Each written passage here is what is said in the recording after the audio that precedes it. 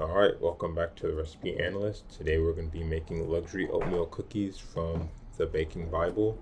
Today's video is going to be a little bit different because I did end up losing all the footage leading up to what you're seeing here. I'm about to start rolling the dough into balls and arranging them on the baking sheet. Luckily I took a lot of pictures for the blog, so I still can show you a little bit of what I was doing. So we started off by making the granola, mixing all those ingredients together, and then baking it for 20 minutes after spreading it out evenly on a baking sheet. While the granola was baking, I went ahead and prepared some of the ingredients for the dough, including the flour mixture, the eggs with the vanilla extract, and the raisins and chocolate chips before I put the granola in there. A note on the granola: about 10 minutes into the baking, turn the sheet around just to make sure it bakes evenly. Next, I got started on the dough by mixing the brown sugar and the regular sugar. Then I added the butter, and then I mixed that together just until smooth. The recipe also gives an alternate way to do this by using a food processor. Next, I mixed in the eggs, then I added the flour, then I mixed that together just until the flour was no longer visible in the dough. Make sure you scrape down the sides of the bowl to make sure you got all the ingredients incorporated. Next, I added 4 cups of the granola into the raisins and chocolate, mixed that together.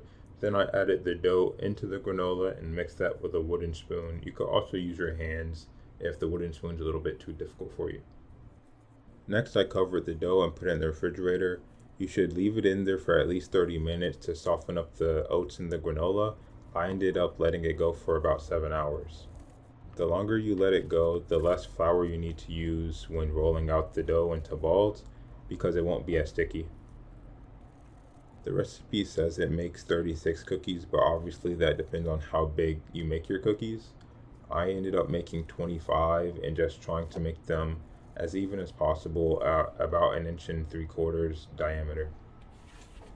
After the first 12 were all rolled out, I put them in the oven. I let them bake for about 6 minutes before turning the tray, and then I let them bake for another 8 minutes before pulling them out. I let the cookies sit on the tray for a few minutes before transferring them to the cooling rack, and the total cooling time was about 15 minutes before I gave them a try.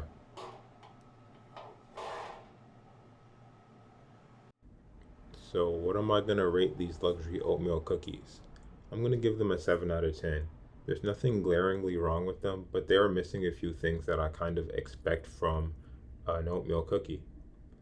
Really, they don't have much of that spiciness that you get from some other oatmeal cookies, and something that I really like when I have an oatmeal cookie.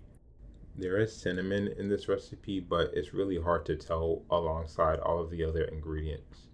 The texture is really nice though. I really like how the bottom is nice and crispy, and there's a lot of textural contrast with the oats, the walnuts, and the raisins inside the cookie. Other than the bottom, the inside is really nice and soft. Also, I think they could use just a little bit of extra salt, maybe just flaky salt on the top to give it a little bit more of that sweet and salty vibe. Anyway, thanks for watching, and as always, you can read a more in-depth analysis on therecipeanalyst.com.